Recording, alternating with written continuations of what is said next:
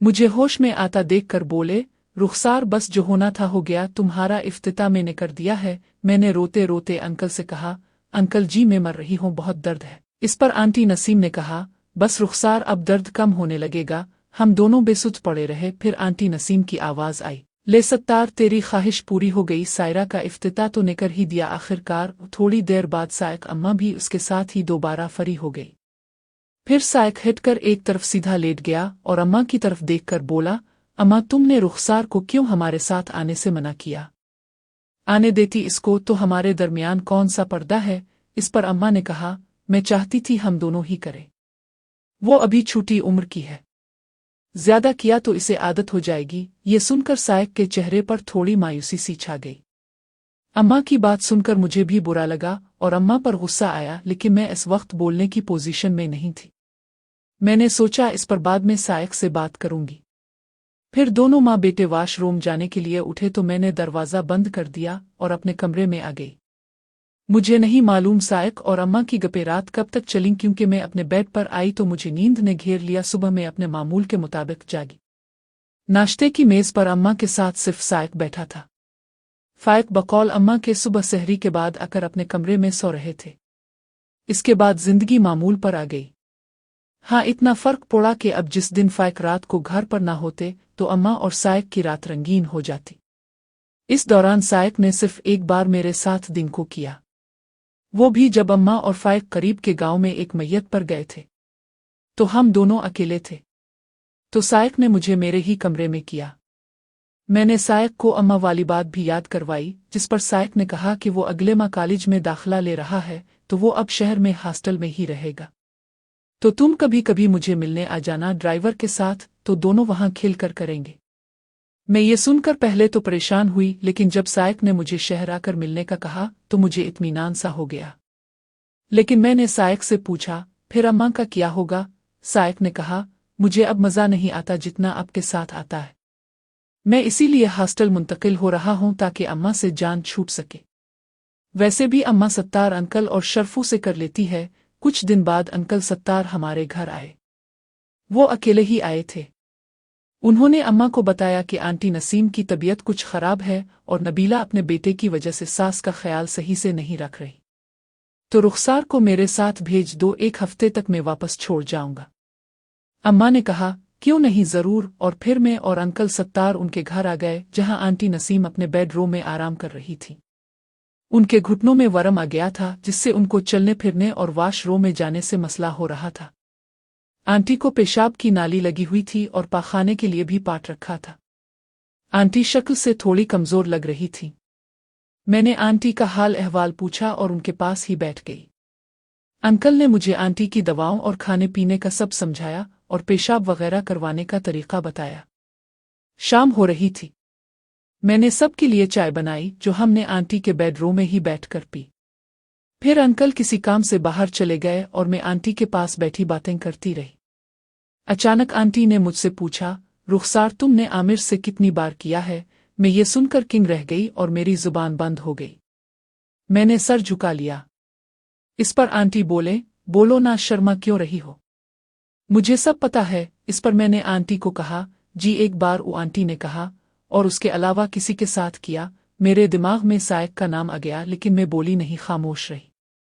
इस पर आंटी ने कहा, क्या हुआ? कोई है या नहीं, या तुम बताना नहीं चाहती?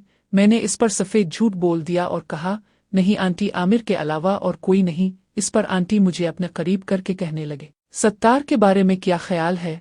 मैंने हैरान कुन नज़रों से आंटी को देखा तो वो बोले, रुखसार यार, सत्तार तुम पर मरमिटा है। ये सुनकर मेरी आंखों के सामने अंकल सत्तार का मंजर आ गया। मैं झुरझुरी लेकर रह गई, जिसको आंटी ने भी महसूस कर लिया और कहने लगे, क्या आमिर ने कुछ किया है आपके साथ? इस पर मैंने इनकार में सर हिला दिया तो आंटी खुश हो गईं और बोले, वह फिर तो आज रात सत्तार के मज़े में डर रही थी। लेकिन आंटी ने मुझे हौसला दिया और कहा, कुछ नहीं होता, फिक्र ना करो, मैं हूं ना तुम्हारे पास। अभी हम ये बातें कर ही रहे थे कि अंकल सत्तार भी आ गए। वो मेरा और अपना रात का खाना ले आए थे। आंटी आजकल परहेजी खाना खाती थी। फिर सब ने मिलकर रात का खाना खाया। खाने के बाद मैंने आंटी को दवा दी और उनको पेशाब पाखाना वगैरह करवाकर फारिग हुई। फिर खाने के बर्तन धोने किचन में चली गई। जब मैं कमरे में वापस आई तो दरवाजे के पास मेरे कानों में अंकल सत्तार की आवाज़ पड़ी, जो आंटी से पूछ रहे थे कि तुमने रुखसार से बात की।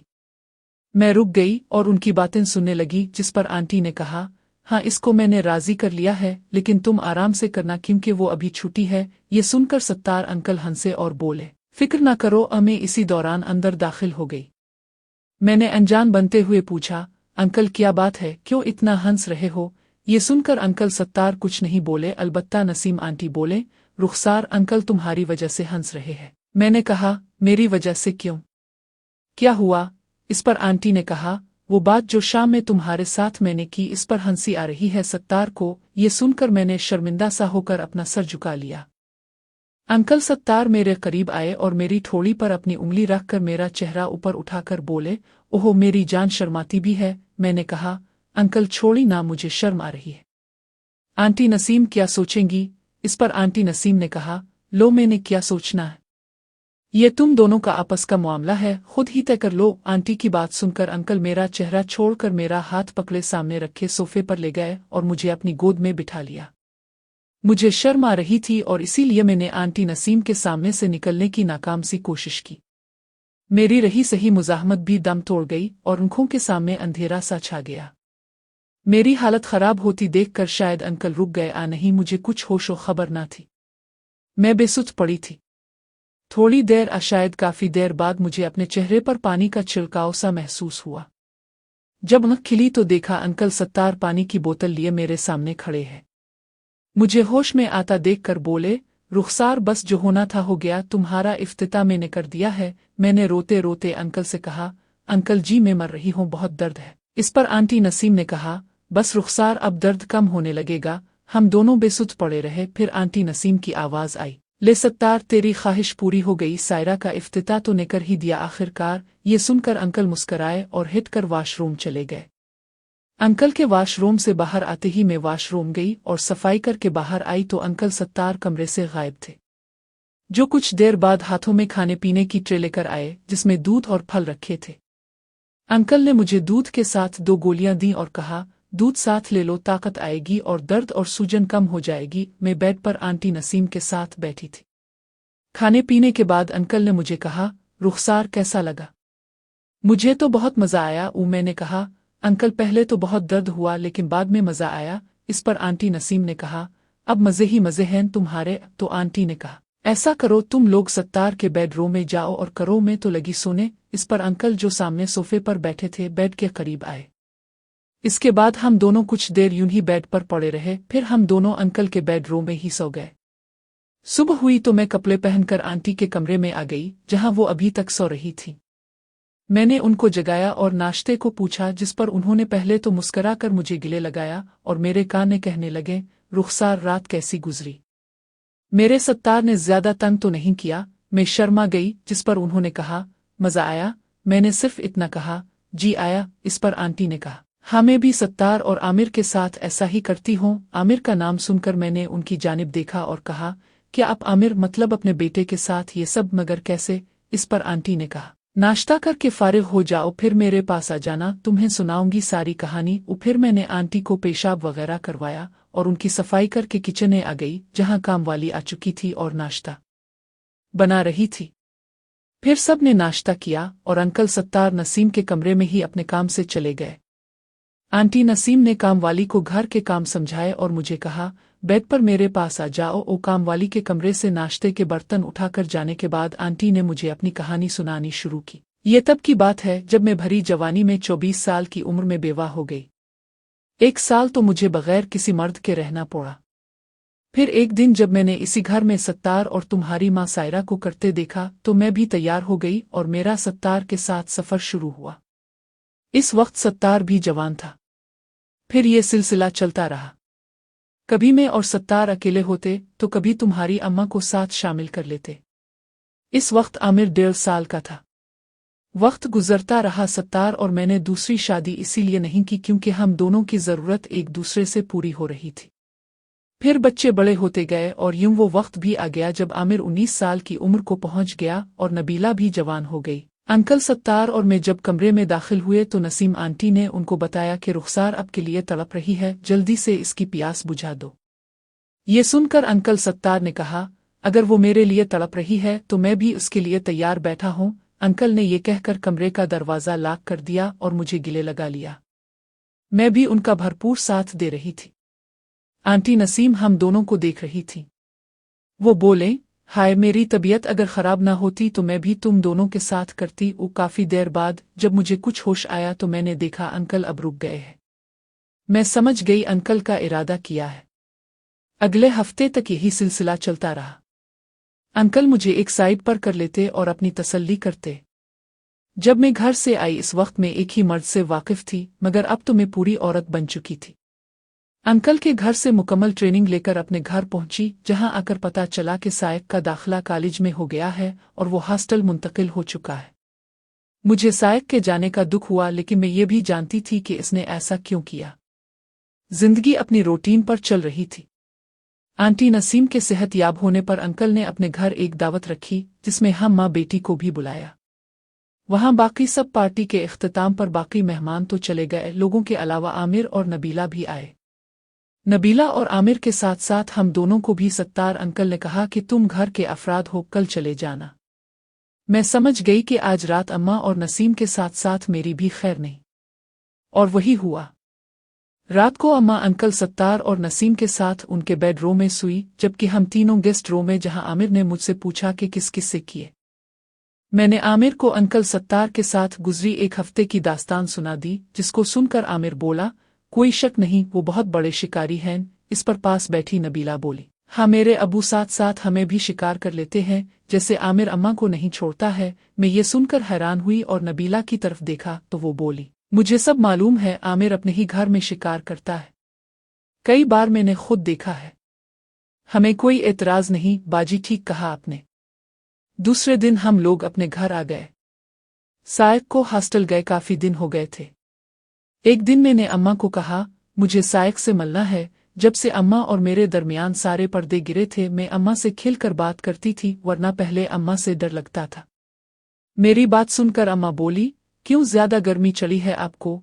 तो अम्मा ने कहा, चल ठीक है, तुम कल फाइक के साथ चली जाना। वो कल शहर जाएगा तो तुम्हें शहर छोड़ देगा। और मैं खुश हो गई और अम्मा को चूम कर शुक्रिया कहा तो अम्मा बोली, नहा लो। फिर मैंने वॉशरूम का रुख किया और अपनी सफाई करके नहाई। दूसरे दिन सुबह अम्मा ने मुझे फाइक के साथ भेज दिया, जिन्होंने मुझे हॉस्टल में छोड़ा। इस दिन किसी वजह से सायक की कॉलेज की छुट्टी थी, तो वो अपने रूम में ही था। मुझे और फाइक को यूं अचानक देखकर बहुत खुश हुआ। फाइक को जल्दी थी तो वो मुझे दरवाजे से ही अलविदा करके रुखसत हो गया। सायक मुझे लेकर कमरे में आ गया। कमरा छोटा सा था, गंदे कपड़े बिखरे हुए थे, चीजें बेतरतीब थीं। कमरे में सिगरेट की बू भी फैली हुई थी। हालत वैसी ही थी जैसी लड़कों की होती है। कमरे में 2 सिंगल बेड लगे थे, एक जानिब वॉशरूम बना हुआ था। कमरे की यह हालत देखकर मैंने सायक को कहा, तुम ऐसे रहते हो? उफ, कितना गंदा कमरा है। और ये सिगरेट की बू, क्या मतलब अब तुम सिगरेट भी पीने लगे? मेरी बात सुनकर सायक ने बजाय कुछ कहने के मुझे अपने गिले से लगा लिया। सायक के मुंह से सिगरेट की बू आ रही थी, जिससे मुझे उल्टी आने लगी। परे हटो, जाओ पहले कुल्ली करके आओ। तुम्हारे मुंह से बू आ रही है। लेकिन मेरी बात को सुनी अनसुनी करके इसने अपना काम जारी रखा। आज सारे अरमान पूरे करूंगा। और फिर शुरू हो गया। कुछ देर बाद वो मेरे ऊपर ढह गया। कमरे में खुशबू फैल गई थी। सायक ने सिगरेट का पैकेट निकाला और सिगरेट निकाली। मैंने पहली बार सायक को सिगरेट पीते देखा था। ये तुम सिगरेट कब से पीने लगे? मैंने पूछा तो सायक बोला, यहाँ हॉस्टल में दोस्तों ने मुंह लगा दी। तुम भी पियो ना। ये कहकर सायक ने सिगरेट मेरे होंठों से लगाई। मैंने एक किश लिया तो मुझे खांसी आने लगी और आंखों से पानी आ गया। मैंने खांसते हुए सायक को कहा, मुझे माफ करो, मैं नहीं पीऊंगी। उफ, मेरा तो सांस ही बंद हो गया। इस पर सायक हंसते हुए बोला, आदत पड़ गई है, कोई बात नहीं। शुरू में ऐसा होता है। क्या मतलब, तुम मुझे भी अपनी तरह सिगरेट नोश बनाने का इरादा रखते हो तो इसमें हर्ज ही किया है। बाजी, ये तो आजकल आम फैशन है। यहाँ शहर में कई लड़कियां पीती हैं, न सिर्फ सिगरेट बल्कि चर्स और शराब। यहाँ मैं बता दूं कि हमारे जागीरदाराना माहौल में शराब और सिगरेट एक मामूल की बात है। मेरे अब्बा भी शराब नोशी करते थे और फाइक भी डेरे पर शगल फरमाते थे, इसलिए ये हमारे लिए कोई नई बात नहीं थी। लेकिन सायक को मैं उन सब से अलग समझती थी। पर आज वो भी वही सब कर रहा था जो हमारे यहाँ मामूल था। बात वही है कि खून का असर तो होना ही था। तो मुझे खांसी नहीं आई इतनी तो मैंने सायक के सिगरेट का पैकेट उठा, सिगरेट निकाला और सुलगाकर पीने लगी। ये देखकर सायक खुशी से बोला, शाबाश बाजी, ये बात। मैंने पूरा सिगरेट खत्म कर दिया। फिर सायक ने मुझसे दिन के खाने का पूछा तो मैंने कहा जो मर्जी मंगवा लो। तो सायक ने कहा यहाँ हॉस्टल में इतना अच्छा खाना नहीं मिलता, तुम रुको मैं करीब मार्केट से ले आता हूँ। सायक ने कपड़े पहने और चला गया। मैं ऐसे ही दरवाज़ा लॉक करके बेड पर बैठ गई। सायक को गए हुए कुछ देर ही हुई थी कि कमरे का दरवाज़ा एकदम से खुला। मैं समझी सायक होगा, क्योंकि सायक जाते वक्त कमरे की चाबी साथ ले गया था। लेकिन कमरे में दाखिल होने वाला सायक नहीं बल्कि कोई और था, जिसने जीन्स की पैंट और शर्ट पहनी हुई थी, और वो एक लंबा तड़ंगा सेहतमंद नौजवान था। कंधे पर बैग लटकाया हुआ था। मैं एक अजनबी को यूं अपने सामने देखकर डर गई और बेइख्तियार बिस्तर की चादर को खींचकर अपने ऊपर कर लिया। लेकिन फिर भी वो सब कुछ देख चुका था।